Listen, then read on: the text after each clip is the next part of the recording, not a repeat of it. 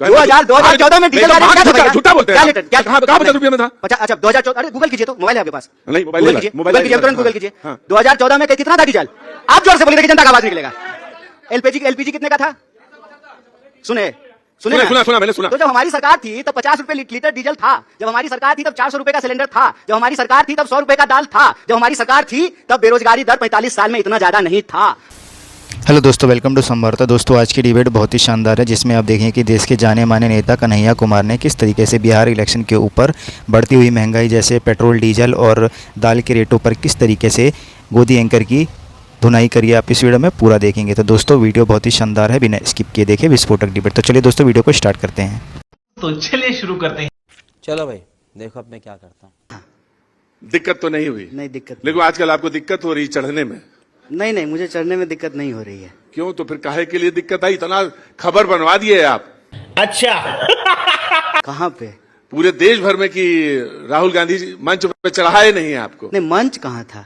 अब वो जो गाड़ी थी, वो जो बना था, जो भी था, ट्रक मेरे लिए पीछे अलग से जो है भैंसिया तैयार हो रही है। आप तो ऐसे कह रहे हैं जैसे कि अब आप चले गए हैं यहाँ से। चुनाव नहीं लड़ना क्या इस बार आपको? नहीं चले कहाँ गए हैं? क्या आपको मतलब आप चुनाव आयोग हैं? SIR हो रहा है, हम अपना वोटर आईडी आपको दिखाएं बिहार का।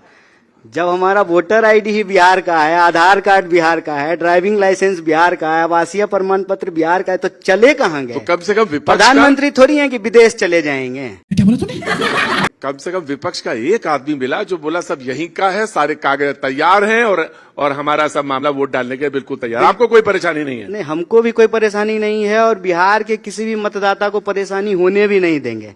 एक बात आपको स्पष्ट कर दें कि ये जो SIR है, ये मतदाताओं के अधिकार पर हमला है और ये जांच नहीं, लोकतंत्र के ऊपर आंच है। ये आंच हम नहीं आने देंगे। जैसे हमारा कागज तैयार है, पूरे बिहार का कागज तैयार है, किसी का वोट नहीं कटने देंगे। वो कह रहे हैं 97% काम तैयार हो चुका, खत्म हो चुका है। नहीं देखिए, हम लोग जो है ना, आंख में आंकड़े नहीं झोंकते हैं, डेटा नहीं झोंकते हैं आंख में। हम कोई आंकड़ा नहीं दे रहे हैं, हम सिर्फ एक बात कह रहे हैं और चुनाव आयोग कान खोल करके सुन ले। खुल्लम खुल्ला कह रहे हैं, किसी भी जेन्यून वोटर का वोट नहीं काटने देंगे। अगर काटिएगा तो ऐसी की तैसी। कन्हैया भैया, संवैधानिक संस्था को तो आप हड़का रहे हो। कैसे आप ये धमकी दे रहे हैं? आप खुलेआम धमकी। अच्छा एक बात बताइए, अब खुलेआम धमकी। संवैधानिक संस्था इस देश में, लोकतंत्र में लोगों की सेवा करने के लिए बनी है। तो आर्टिकल 324, 325, 326 के तहत कर रहा है काम। देखिए, ECI इस देश की संवैधानिक संस्था है, क्वासी बॉडी है, किसी पार्टी का इलेक्शन डिपार्टमेंट नहीं है। बिल्कुल नहीं है। तो हम जब जनता की सेवा के लिए बना है तो हम जनता के अधिकार की ही तो बात कर रहे हैं। हम क्या कह रहे हैं कि किसी भी बिहारी जनता का, किसी भी बिहार के नागरिक का वोट देने का अधिकार नहीं छीना जाएगा। इसमें क्या दिक्कत कह रहे हैं? तो आपने जो शब्द इस्तेमाल किया, हमने कहा कि पता नहीं कि धमकी तो लग रही थी वो। अरे गाना नहीं सुने आप? कौन सा? म्यूजिक बजा रहे थे तो हम तो अरे भाई, इप्टा से जुड़े रहे, गाना फिर से हम बजवा सकते हैं। आप म्यूजिक बजाए तो हम भी जो है गाना बजा दिए। बताइए कौन सा गाना? कौन सा वाला? बहुत हुआ सम्मान तुम्हारी ऐसी तैसी, आएंगे सीना तान तुम्हारी ऐसी तैसी। यही तो बोले हैं सर। नहीं बोले आप सही। मुझे मालूम है कि इप्टा से बहुत पुराना इनका संबंध रहा है और थिएटर, आर्ट, ये अपनी तरह से अपनी भावभूमि से निकलते हैं। लेकिन ये इतना तीखा जब बोल देते हैं तो लोगों को लगता है कि कन्हैया, ऐसा नाम तो कन्हैया, और इतना तीखा बोलते हैं, संवैधानिक संस्थाओं पे सवाल उठाते हैं इस तरह से। अरे वोट चोरी हो गया, चुनाव चोरी हो गया। आपकी तोता पाले हैं जी? तोता पाले हैं? तोता एक बार पाले। अच्छा, CBI को भी तोता कहा जाता है वैसे तो? कहा आप ही के समय में गया था गुरुजी ने। देखे बिल्कुल सही समय बोलिएगा। हम ये कह रहे हैं कि तोता जो है मिर्चाई खाता है कि नहीं खाता है? मिर्चा खाता है। कितना मीठा बोलता है? मिट्ठू। बहुत मीठा बोलता है। बहुत सही। तो हम लोगों को सत्तू के साथ मिर्चा खाने का आदत है, लेकिन हम सच बोलते हैं, तीखा नहीं बोलते। बात तो सही है। दौड़ाते हैं। तीखा उसी को लगता है जो जिनकी बुनियाद झूठ पे खड़ी होती है। हम बस सच बोलते हैं, तीखा नहीं बोलते। आपको बात कहने का पूरा हक है और ये आपको कोई किसी के कहने से नहीं, ये लोकतंत्र में सर आप कहिएगा तो हमको कहने की जरूरत नहीं है। मैं वही कह रहा हूँ सर, आप अगर कह दें तो हमको कहने की जरूरत ही नहीं है। आपको ये अधिकार है, पूर्ण अधिकार है कि आप अपनी बात कह सकते हैं, लेकिन संवैधानिक संस्थाओं पे आप बराबर उंगली उठाते हैं। आप कहते हैं कि संविधान चोरी हो गया, आप कहते हैं खतरे में है, फिर आप कहते हैं कि हम इलेक्शन जो वोट ईवीएम है उस पर विश्वास नहीं है, फिर अब आप कहते हैं वोटर लिस्ट पर विश्वास नहीं। अगर किसी तो बारी बारी से जवाब दे दें। बिल्कुल, हमें सुनना चाहते हैं। तो रुको जरा, सब्र करो। तो सबसे पहले ईवीएम पर सबसे पहले सवाल बीजेपी ने उठाया था और भाजपा के नेता ने एक किताब लिखा है, आप जाकर के उसको पढ़ लीजिए। मुझे मालूम है। आडवाणी जी जब चुनाव हार गए थे तो सबसे पहले ईवीएम पे सवाल उठाया। तो आपसे दूसरा पूछते रहेंगे हम आपसे। दूसरा, तो आप ये आप जानना तो चाहता पूछ लिए हैं। हूं, सीपीआई का लीडर रहा, कांग्रेस में मौजूद, जिनके पास नेहरू जैसे नेता मौजूद, वो आडवाणी जी का उदाहरण देते हैं। अच्छा, तो हम आप आ रहे हैं ना, कहा है। अच्छा, एक बात बताइए, मैं ये जानना चाहता हूं कि आप हम यहाँ सवाल पे उल्लेख आडवाणी जी का करते हैं। हम सवाल पूछते हैं ईसीआई से, बीजेपी को काहे मिर्ची लगती है? बिल्कुल नहीं लगनी चाहिए, यही बात ना। बिल्कुल नहीं लगनी क्योंकि चाहिए। बीजेपी को मिर्ची लगती है, इसीलिए हम आपको बीजेपी का और आडवाणी जी का उदाहरण दे रहे हैं। राइट। अगर बीजेपी को मिर्ची नहीं लगी होती तो हम जो है आडवाणी जी का उदाहरण नहीं दे रहे होते। तो ईवीएम पर सबसे पहला सवाल भाजपा ने उठाया। 1, 2, यह जो वोटर पुनरीक्षण हो रहा है एसआईआर, इससे 2 बात साबित होता है। पहला कि राहुल गांधी ठीक कह रहे थे और चुनाव आयोग उनके सवालों का जवाब नहीं दे रही थी। राहुल गांधी क्या कह रहे थे? राहुल गांधी कह रहे थे कि इस देश में वोटर लिस्ट बनाने में गड़बड़ी हो रही है और यह जो गड़बड़ी है उसको चुनाव आयोग को ठीक करना चाहिए, पारदर्शी तरीके से चुनाव कराना चाहिए, और वो कुछ कागज मांग रहे थे। ठीक है, तो जब राहुल गांधी जी कागज मांग रहे हैं तो गलत, और ईसीआई जब कागज मांगे तो सही। पहले तो चुनाव आयोग यह स्वीकार करे। मैं इसी पे लास्ट बात, पहले तो चुनाव आयोग यह स्वीकार करे कि हां वोटर लिस्ट में गड़बड़ी है, उसको ठीक करने की जरूरत है। तो 2003 में जो है वोटर पुनरीक्षण का काम हुआ था, उसके बाद जो है नीतीश जी मुख्यमंत्री बने हैं, मोदी जी प्रधानमंत्री बने हैं, मतलब गलत वोटर के आधार पर जो है मुख्यमंत्री और प्रधानमंत्री बन गए हैं। तू समझा? हाँ। नहीं, तू समझा नहीं। तो पहले चुनाव आयोग स्वीकार करे कि हमसे गड़बड़ी हुई, और गड़बड़ी यदि ठीक करना चाहती है चुनाव आयोग, बिल्कुल करे, समय लेकर के करे, एक एक जनता के तक जाए, उनके जो है उनकी जांच करे, लेकिन मतदाताओं की जांच करे, नागरिकता का जांच करे। एक बात बताइए, आप एंकर हैं और आप कैमरा के पीछे जाकर के कूद के खड़े हो जाएं तो अच्छा लगेगा? कैमरा पर्सन का काम अलग है, एंकर का काम अलग है, नागरिकता जांचने का काम जो है गृह मंत्रालय का है, ईसीआई का काम वोटर लिस्ट बनाने का है। और एक बात बताइए, जो कागज मांग रही है ईसीआई, बहुत इंपॉर्टेंट बात मैं आपको कह रहा हूं, जो कागज ईसीआई मांग रही है वो कागज आधार के आधार पर बनता है, लेकिन कहते हैं कि आधार नहीं मानेंगे। बताइए, आधार से आपका बैंक का पासबुक खुल जाएगा, उससे जो है आपका वो नो योर कस्टमर केवाईसी हो जाएगा, और वो आधार जो है आपको वोटर आईडी में आपका नाम होगा कि नहीं होगा उसके लिए मान्य नहीं है। वो आधार को जो आप अपने पैन कार्ड से लिंक करके आईटीआर भर सकते हैं, तहां पर मान्य होता है। आप क्या मांग रहे हैं? आवासीय, जाति प्रमाण पत्र। कभी आवासीय प्रमाण पत्र बनवाए हैं? जाति प्रमाण पत्र बनवाए हैं? जाति वाला बनाए नहीं, जरूरत ही नहीं। देखिए, जरूरतें नहीं है, कौन बनवाता है इस देश में? जिसको जरूरत होगी वही बनवाएगा, और जो बनवाता है उसको मालूम है कि कितना जो है ना चक्कर काटना पड़ता है ब्लॉक में जाकर के कागज बनवाने।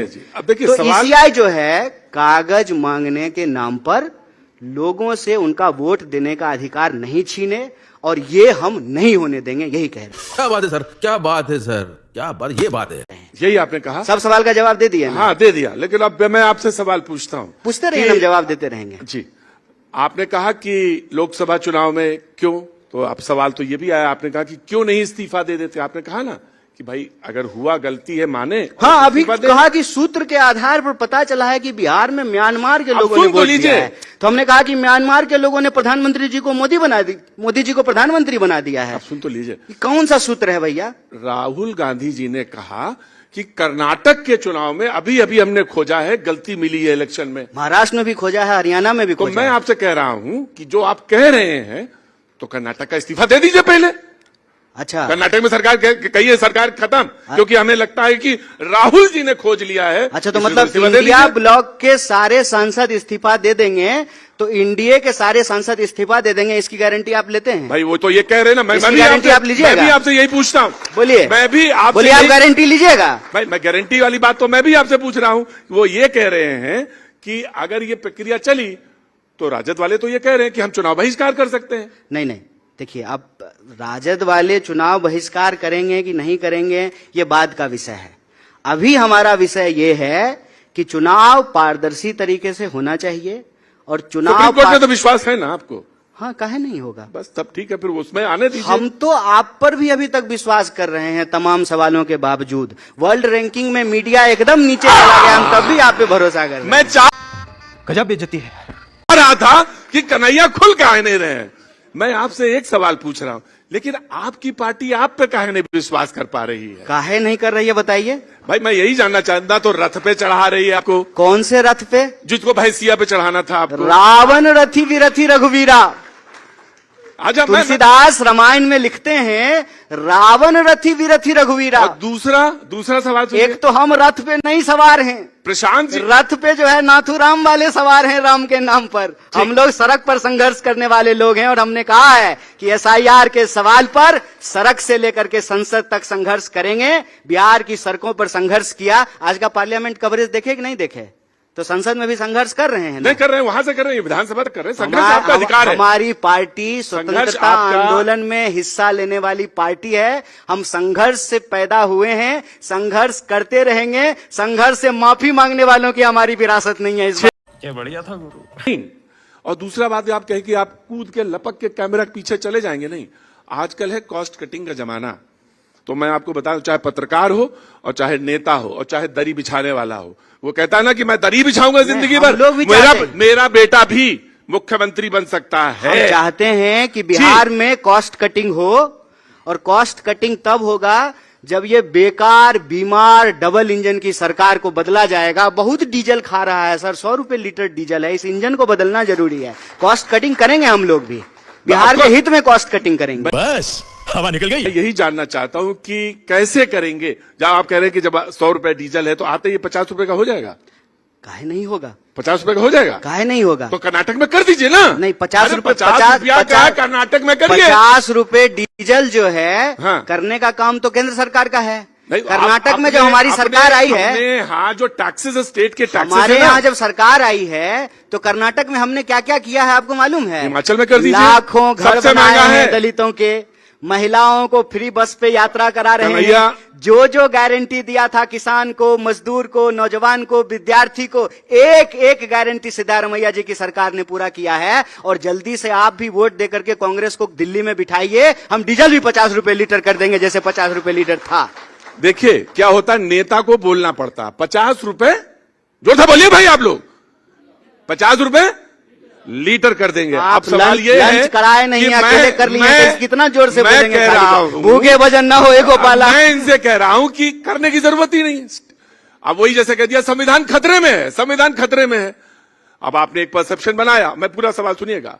मैं आपसे कह रहा हूं कि पेट्रोल पे, डीजल पे आप बोल तो गए 50 रुपया, आपके स्टेट में टैक्सेस होते हैं, कम कर दीजिए। अच्छा, एक काहे में कम कर देते हैं? एक बात बताइए। नहीं, पहले सवाल का जवाब दीजिए ना। पहले सवाल का सवाल का जवाब दे रहे हैं भाई। आप कंफ्यूजन और परसेप्शन पैदा करते हैं। आप ऐसे हाथ हिलाइएगा तो हम जवाब नहीं भूल जाएंगे। देखिए, हम अपने सवाल पे टिके रहेंगे। नहीं, मेरा ये हम इधर उधर नहीं जाएंगे। नहीं, आप बोलिए, आप बोलिए। हम ये कह रहे हैं कि जब कांग्रेस की सरकार थी तो 50 रुपए का डीजल था ना? कहीं नहीं था।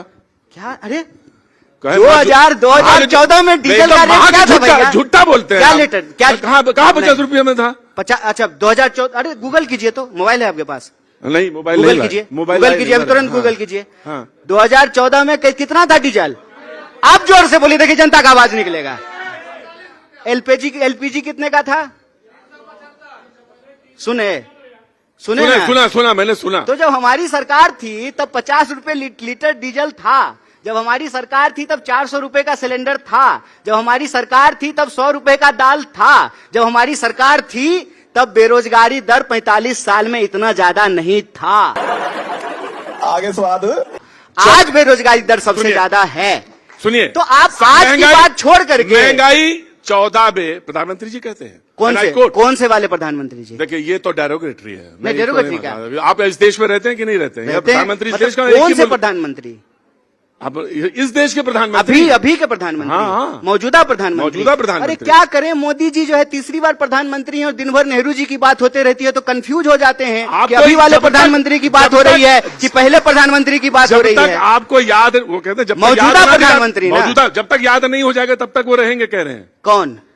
अभी कहाँ है?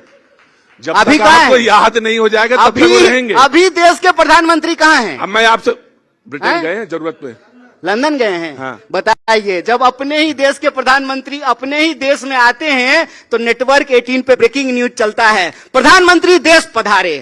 अरे भाई आप भी, प्रधानमंत्री देश पधारे, कितना भाई सुंदर है। आप ऐसे, आप भी कार्य करिए, आप भी ऐसे कर्म करिए, इस देश में आइए, हम भी वापस आइए। हम भी आपका भी चलेगा। अच्छा, तो आप कहीं नहीं चला रहे। आप ये कह रहे हैं कि हम भी प्रधानमंत्री की तरह वास्को डिगामा हो जाएं, हमेशा फ्लाइट मोड पे रहें, घूमते रहें, भागते रहें, जब भी पार्लियामेंट चले, सेशन में जब भी सवाल पूछा जाए तो भाग जाएं। इसीलिए हमने कहा कि प्रधानमंत्री जी जो है एक नया शब्द चलन में लेकर के आए हैं और ये इनकी पुरानी आदत है। अगर भगोरागिरी समझते हैं, भगोरागिरी अगर खेल होता तो साहेब वर्ल्ड चैंपियन होते, मैं ये कहना चाहता हूं। अच्छा, आपके राहुल जी तो कहीं जाते नहीं है? जाते हैं। कहाँ जाते हैं, नाम बताइए। तो राहुल जी प्रधानमंत्री हैं। राहुल जी को प्रधानमंत्री बना दीजिए, वो जो है पार्लियामेंट में खड़ा होकर के देश के सवालों का जवाब देंगे। ये होता है दोहरा बात। किसका? कि मुझे भी बोलने का हक है। अपने दिल से पूछिए, पराये दिल का हाल, जाको रही भावना जैसी प्रभु मूरत देखई तीन मैं आपसे बात कर रहे हैं। आपसे कुछ नहीं कह रहा। आप बैठ जाइए। मैं बैठ जाऊंगा। क्या कर रहे हैं यार तू? मजाक है क्या? आप बैठ जाइए। मैं बहुत स्वतंत्र, आप ऐसे मत कीजिए। मैं बहुत स्वतंत्र, मैं बैठ जाऊं। मैं आपसे कह रहा हूं, आपको कुछ नहीं करना। अरे आपके पास सरकार की ताकत है, आप बैठिए, आप बैठिए। ये 4 मिनट, बैठिए। 4 सेकंड बचा। मैं आपसे एक सवाल पूछता हूं, मैं ये प्रोग्राम अभी तुरंत खत्म हो जाएगा, आप मुझे बता दीजिए क्या कि राहुल जी कौन कौन देश में जाते हैं। सवाल खत्म। और अभी तो रुको, क्लाइमैक्स अभी बाकी है। सेशन खत्म। राहुल जी देश के नेता प्रतिपक्ष हैं, वो तो पासपोर्ट लेके ही जाते होंगे। तो प्रधानमंत्री मोदी जी ऐसे ही चले जाते हैं। सुनने दीजिए ना। अरे अच्छा, तो देश में अभी सेशन चल रहा है, सेशन में प्रधानमंत्री को विपक्ष के सवालों का जवाब देना चाहिए।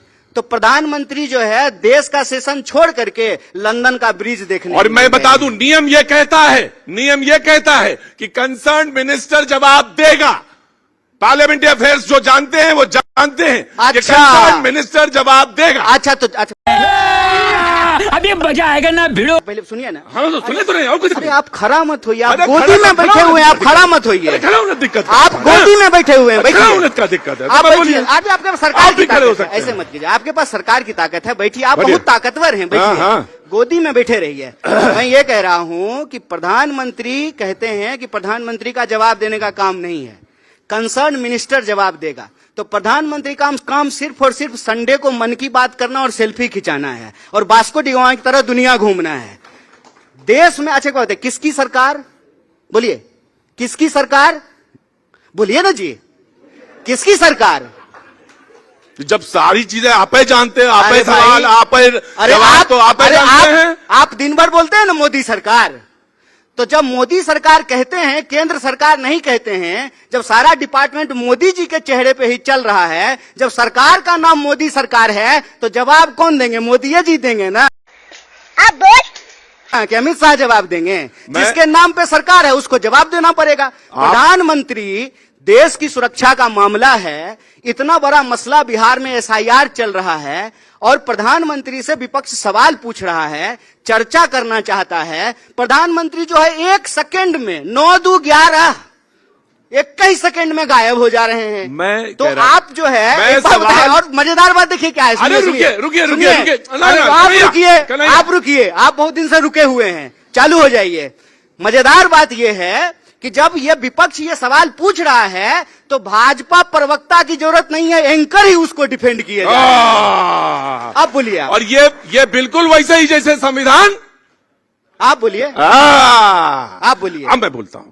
अच्छा, वो सब ठीक है, प्रश्न। अरे मैं कह रहा हूं कि अगर ये जवाब दे के चले जाएं दो चीज का, कि कर्नाटक में, हिमाचल में, और दूसरा सवाल का जवाब ये था इनसे, ये कम कर दें टैक्सेस वहां पे। नहीं, मैं सवाल ये कह रहा था कि 2014 में प्रधानमंत्री ने कहा अच्छा, एक बात कि महंगाई बताइए। दर महंगाई अच्छा सुनिए, महंगाई दर हिमाचल में ओपीएस लागू हुआ है कि नहीं हुआ है? हाँ, खास करके भाजपा की तरफ चंद्रमा से कोई बोलने को बताइए। अच्छा ये बताइएगा, ओपीएस लागू हुआ ना? भारत जो है चंद्रमा पे पहुंच गया कि नहीं? पहुंच गया ना? तो आप ऐसे सवाल का जवाब देंगे तो क्या फायदा? अच्छा, ओपीएस लागू नहीं हुआ? तो ओपीएस लागू हो गया। आप एक सवाल भाजपा के कौन से राज्य में ओपीएस लागू हुआ है बता दीजिए। बिहार में कितने जिले हैं? क्या हुआ इसका? कितने जिले हैं? 38। पक्का?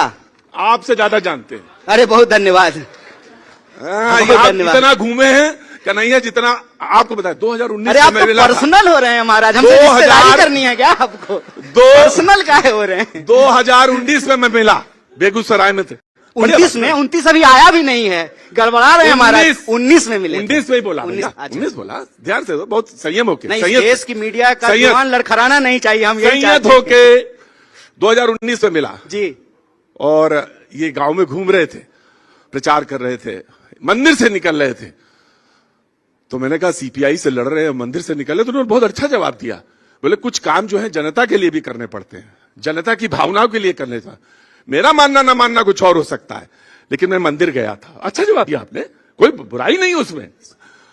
लेकिन सवाल यह है कि बिहार में क्या होगा, ये मैं जानना चाहता हूं आपसे। वो बिहार का मुद्दा था, तो बिहार में सरकार किसकी बन रही है? सबई गड़बड़ा गया, आपको सरकार का डिफेंड करने में बिहार का नंबर ही नहीं आ पाया। चलिए, आपने पूछा है। मैं कोई बात पूछना चाहता हूं, मैं बता, प्रशांत जी तो आपकी बहुत प्रतिभाशाली बताते हैं। नहीं, बहुत धन्यवाद, सबसे ज्यादा प्रतिभाशाली आदमी बताते हैं। मुझे प्रशांत जी ने अपना जो है समर्थन दिया है, उसके लिए उनका धन्यवाद। और प्रशांत जी को कल हम लाठी खाते हुए देखे तो उनको हम विशेष रूप से बधाई देते हैं। वो कहते थे कि धरना प्रदर्शन करने से कुछ नहीं होगा, लेकिन कल लाठी खा रहे थे, तो ये जो उन्होंने दिखाया है इसके लिए उनको विशेष रूप से धन्यवाद देना चाहते हैं। दूसरा, आपने कहा कि बिहार में क्या होगा। देखिए, बिहार में इस बार बदलाव होगा। और बदलाव क्यों होगा? क्योंकि बिहार के लोग पलायन से मजबूर हैं। बिहार में स्वास्थ्य व्यवस्था की हालत खराब है, शिक्षा व्यवस्था की हालत खराब है। आज भी 3 साल में लोगों को डिग्री नहीं मिलती है, 5 साल में डिग्री मिलती है। बिहार की कानून व्यवस्था को देख लीजिए। आज पटना की सड़कों पर बिहार के विद्यार्थी जो अच्छी शिक्षा व्यवस्था चाहते हैं, नौकरी चाहते हैं, उनके ऊपर लाठियां चलाई गई। उसी वक्त बिहार के आम लोगों के ऊपर अपराधी जो है गोली चला रहा है। मसला यह है कि बिहार में लाठी गोली की सरकार है। जो रोजगार मांगते हैं उनको लाठी मिलती है, और रोजगार मिला है इस गुंडा राज में तो सिर्फ और सिर्फ गुंडों को रोजगार मिला है जो गोलियां चलाते हैं। ठीक। तो लाठी चल रही है, गोली चल रही है। इस बार लाठी गोली की सरकार को बदल अंतिम करके सवाल आपसे पलायन को रोक करके मैंने नहीं बदलाव रोका। करेंगे। और देखिए पलायन क्यों मैंने जरूरी नहीं है। रोका, मैंने नहीं रोका। एक बात बता देते मैं ले लूंगा आपसे। पलायन का एक बात बता देते हैं आपको। Very आज quick. आपने कहा कि दिल्ली का वेरी क्विक, क्योंकि टाइम खत्म हो गया। दिल्ली का सफर कैसा रहा। ये मैं बात राजनीति के लिए नहीं, एक भावनात्मक बात आपको बोलता हूं। जब हम जाते हैं ना रोजी रोजगार के लिए बाहर, वेतन मिलने से पहले हमको ह्यूमिलिएशन मिलता है, सैलरी मिलने से पहले हमको ह्यूमिलिएशन मिलता है। ये हर बिहारी का दर्द है। हम चाहते हैं कि बिहार के लोगों को बिहार में ही शिक्षा मिले, रोजगार मिले, और मेरे जैसा पढ़ने के लिए किसी को भी बाहर नहीं जाना पड़े। यही हमारी लड़ाई है, और बिहार बदलेगा। खत्म, bye bye, tata, goodbye, गया।